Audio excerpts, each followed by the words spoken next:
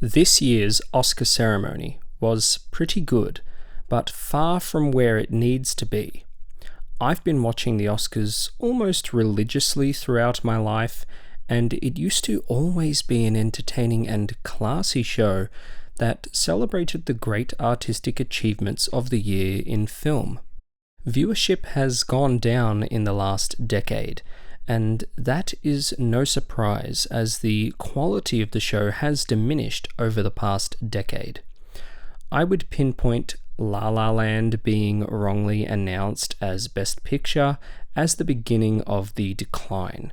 Every year since then, there have been an abundance of woke political speeches, unfunny hosts, overlong segments, and tacky stylistic choices, as well as ridiculous moments like the Will Smith slap that have hurt the show's prestige.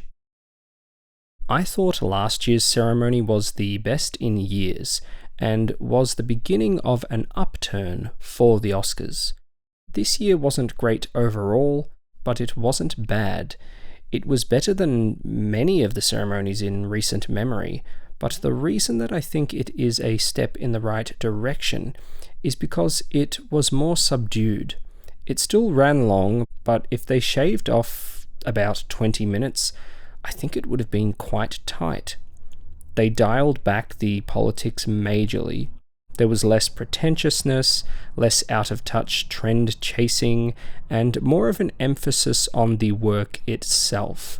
I'm going to give my thoughts on the winners and then some thoughts on different segments of the show so you can skip to the different chapters based on what you are interested in.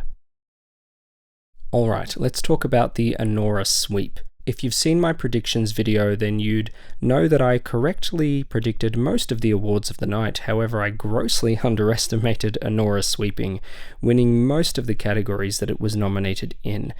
Anora was one of my favourite films of the year, and I am really happy that it won Best Picture, Best Director, Best Original Screenplay, Best Editing, and Best Actress. Director Sean Baker gave multiple speeches during the night, and each time he was humble and insightful. He managed to advocate for the importance of going to the cinema in a way that felt unpretentious and meaningful. He also advocated for indie films, talking about how it is the indie films that start trends. It is the indie films that change the landscape and push the medium forward.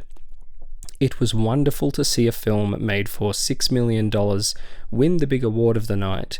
This gives opportunities to Sean Baker that he wouldn't have had otherwise, and it raises awareness of the film for audiences that mightn't have had a chance to see it. It has earned even more money at the box office since it won, getting an even wider release and being kept in cinemas longer and not being put on streaming yet. All around, it was a great win. Oppenheimer was a great win for Best Picture last year, but the juxtaposition of a big studio picture to small indie film is interesting to see, as it shows that the Academy awards what they think is the achievement of the year, and it is not just a popularity contest. It is not about the most entertaining movie or the most popular movie, and as someone whose favourite films of the year were Wicked and Dune Part 2, I understand that Anora is a more meaningful win in so many ways, as it is a big win for indie cinema, but also an innovative director like Sean Baker, who is one of our best directors working today. I would have liked to have seen A Real Pain take screenplay and Conclave take editing just to spread the awards out more, but that isn't really how this works. And honestly, this ceremony focusing more on the actual artistry behind certain films like this just gives the show more integrity. Yes, it's great that a popular film last year won, and it deserved to win, absolutely. But all of that stuff that they've done recently, like the greatest cheer moment and potentially introducing a popular film category, it just makes them look tacky, and it makes them look like they are trying to get young people interested. If the show is entertaining and good and has some dignity, then people will watch it. So, in regards to Mikey Madison winning Best Actress, I must admit, I did get behind the Demi Moore passion throughout this awards season, but Mikey Madison truly deserved this award. Demi Moore was fantastic in The Substance, but this would have been a career award, and while I am admittedly disappointed that she didn't win after giving great speeches throughout the season, I don't like the Academy giving career awards. It should be about the best performance and the one that says the most. The fact that The Substance, a horror film, did so well in the nominations is a win in and of itself. My favourite performance of the year was actually Cynthia Erivo, but I accepted her loss months ago. The reason why I am so happy that Mikey won, and I do think it was the best choice, is because as one of the youngest ever winners in the category, a door has now opened for her. This was her breakout role. She has only been in a few films, and now her career will bloom. Anora wins Best Picture, Best Director, Best Original Screenplay. How can it not win Best Actress? She is the reason why the film works. She is the heart of the film. She gave so much humanity to her character. You can have your opinions about the profession that her character is in, but the lesson of the film is in its title. Anora means grace. We should have grace and empathy for all people. Mikey brought a humanity to this character that I have never seen in any other film. These sorts of characters are usually played for comedy or made to look like deplorable human beings, but the film does not stand in judgment of her. Mikey deserved this win, and she gave a smart and measured speech. It's funny how so many people that are not happy with this win still don't understand the simple lessons of this movie when Hollywood has been trying to teach us these lessons with films for so many years. Have empathy. That's what film is for, teaching people empathy, and yet people are still so judgmental of others. Okay, so Adrien Brody won Best Actor for The Brutalist. I honestly expected The Brutalist to have a bigger presence at the Oscars this year, but maybe the AI controversy slowed its momentum. I don't know. I'd say that's a larger topic for another day. Brody's speech has been the subject of controversy, and while I will not be so hasty as to claim that I dislike him altogether now due to his speech, it was the longest speech in Oscar history, and while he did make some good points, a lot of it was self-indulgent rambling, so that wasn't a great moment. Still, I loved The Brutalist, and I thought that Brody deserved the award. I think that he did give the best performance. Honestly, I kind of expected The Brutalist to win Best Picture. You know, it's about the falsehood of the American dream, the immigrant experience, the Holocaust. It's about the power of art and trying to get your art made in the face of adversity. But yeah, I guess it just only took home a couple of awards, which is fine. As long as it won something, it was a great film. I think it's honestly an underrated film in a lot of ways, just in regards to how general audiences are concerned. Kieran Culkin won Best Supporting Actor for A Real Pain. This was the most predictable award of the night, so it was good to start the show off with it. Some have argued that this is category fraud and that Culkin should have campaigned for lead.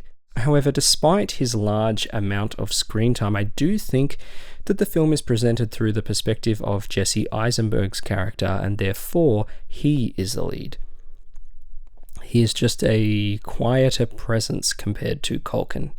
I do think Culkin deserved this award. He has been giving some of the best speeches this award season, and this speech was no exception. He was funny and unpretentious, but grateful and sincere.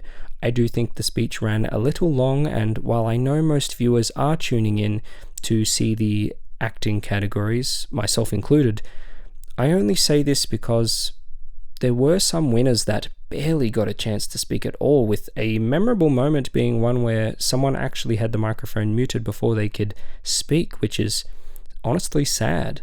I understand that many of these winners are not famous and that people aren't tuning in to hear them speak, but this show is about celebrating all of these people. Wealthy and famous or not, as Conan explained. Many of the presenters were allowed to ramble on, so it all seems a little unfair and is something that the producers of the show will need to iron out going forward. Presenters of awards should not really be talking for longer than the actual recipients of the awards. This is of course less of a complaint about Culkin himself and more about the Oscars as a show and the double standards that they present with the countdown timer they use on winners when making their speeches. What's the point of having the timer and the music play them out if they can just say, stop playing the music, if they're a famous actor? Zoe Saldana won Best Supporting Actress for Emilia Perez. Zoe Saldana's win is perhaps a better argument for category fraud. Emilia Perez is largely from her perspective and she has more screen time than the titular character. While I think Saldana's performance was the best in the film, it is not the performance that I think should have won. I would have given it to Ariana Grande for Wicked. This reeked of career award because Saldana has been acting for many years and has starred in some of the biggest box office films in history. It is nice to see her win an Oscar, but I thought Emilia Perez was a terrible film, and so it is not the film that I would award her for. The Academy wasn't willing to give Demi Moore Best Actress despite her overdue narrative, so why did they do it here? I am not upset with this win, I just have mixed feelings about it. In my opinion, Saldana has been giving some insufferable speeches this awards season, and this was no exception, so I'm glad this awards season is over. I enjoyed aspects of it, but I'm just going to be very happy to see Emilia Perez disappear from the public consciousness. Best Adapted Screenplay went to Conclave. I don't know the source material, but I was quite happy with this win. Conclave is a film that many are riveted by. I didn't love it, but it was very good and I think deserving of this award. It didn't make a huge splash at the Oscars this year, so it is nice to see it take something. Best Animated Feature went to Flow, which was absolutely deserving, and the winners gave great speeches highlighting it as the first Latvian film to win an Oscar. The award was presented by Andrew Garfield and Goldie Hawn. While I am totally here for Garfield's realness, I am unsure about this being the forum for him to sincerely gush over Hawn in an almost spiritual way. He went on for a while, but at the end of the day, it was genuine, and it did seem a little rude of Hawn to be as dismissive as it seemed like she was. Best International Feature went to I'm Still Here. I was super happy with this win, as I'm sure many were. I didn't love I'm Still Here as much as most, but it certainly deserved the award. Regardless of the winner, I'm just glad that Emilia Perez didn't win. Best Documentary Feature went to No Other Land.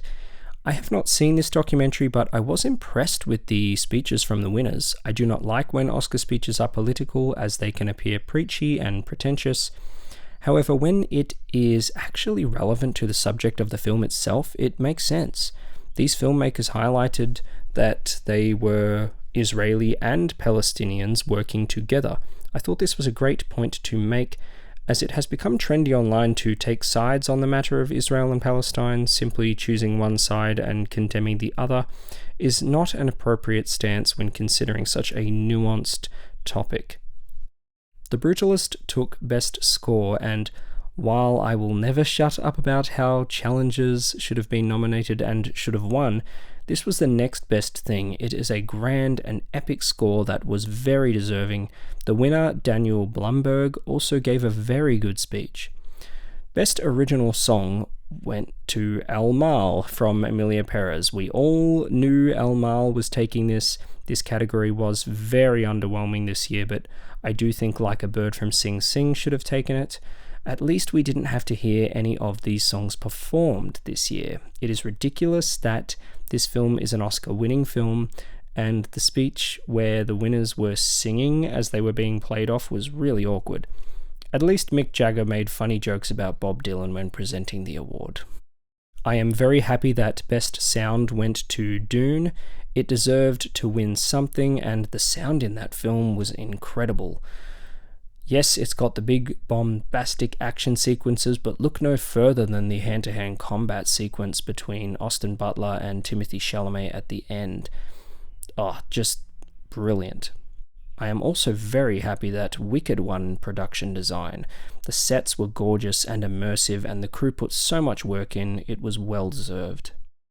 Cinematography went to The Brutalist.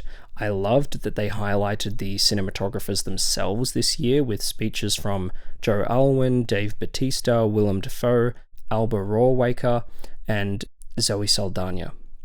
Film is a visual medium, so it made sense to give a bit of extra spotlight to the people behind the camera creating the beautiful images we see on screen. I hope they do this again next year. The Brutalist was a great win. For a film that didn't win many Oscars, it truly deserved this one when considering the Vista vision and the small budget and just the sheer scope of it all. Everyone knew that the substance would take makeup and hairstyling, and of course it was well deserved, and really nice to see a horror film win. Wicked won Best Costume Design, and as someone who loves the fashion element of awards seasons, highlighting the costume designers in the same way that they did the cinematographers was a wonderful idea, presented by actors that got to actually wear the clothing designed by the respective designers. Lily Rose Depp, Elle Fanning, John Lithgow, Connie Nielsen, and Bowen Yang. Yang is just so likable. I enjoyed the bit that he did where he came out in his costume and no one else was in theirs. This was a great win for Wicked. Paul Tazwell gave a really heartwarming speech. Best VFX went to Dune Part 2. Great to see another win for Dune, of course, and it was the most deserving as its visual effects were incredibly immersive and you often don't know where they begin and end. They really created a great world with Arrakis. I'm sorry if you're into the shorts categories, but I haven't seen any of those, so all I have to say is that the animated short film winner's speech with the phone was an awkward moment. Also, the couple that won for live action short gave a really cute speech. Alright, let's talk about Conan O'Brien. I was very happy with him as a host. This show needs a host to anchor it. The Oscars have had a real crisis in this department for the better part of a decade. We have had Jimmy Kimmel 3 times in 2023, 2018, and 2017, and I can tell you that I am just sick of having Kimmel as a host. I thought he only ever did a serviceable job at best. Nothing could be worse than the 2022 Oscars when we had Regina Hall, Amy Schumer, and Wanda Sykes. I mean, that was a shocker for the ages. That was a real low point. 2021, 2020, and 2019 didn't even have hosts, which I always thought was a terrible idea. Chris Rock did an okay job in 2016. Really, I think Conan is the best that we have had since Neil Patrick Harris in 2015, who I remember really enjoying, and the year before that, in 2014, was Ellen DeGeneres, who did a really good job as well.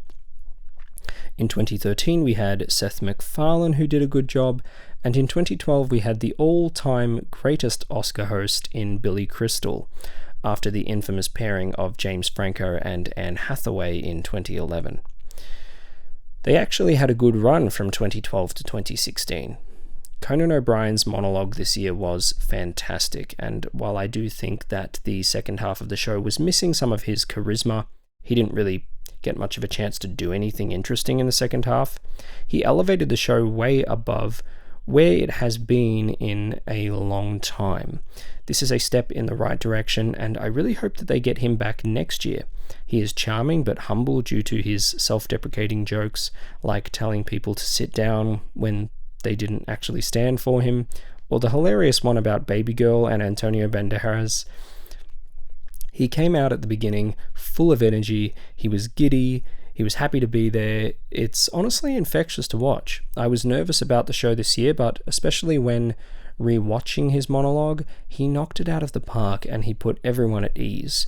I liked his jokes about the minor characters in Wicked. He nailed the Carla Sofia Gascon jokes. I hopped on the Emilia Perez hate train months ago, so I was happy with those jokes.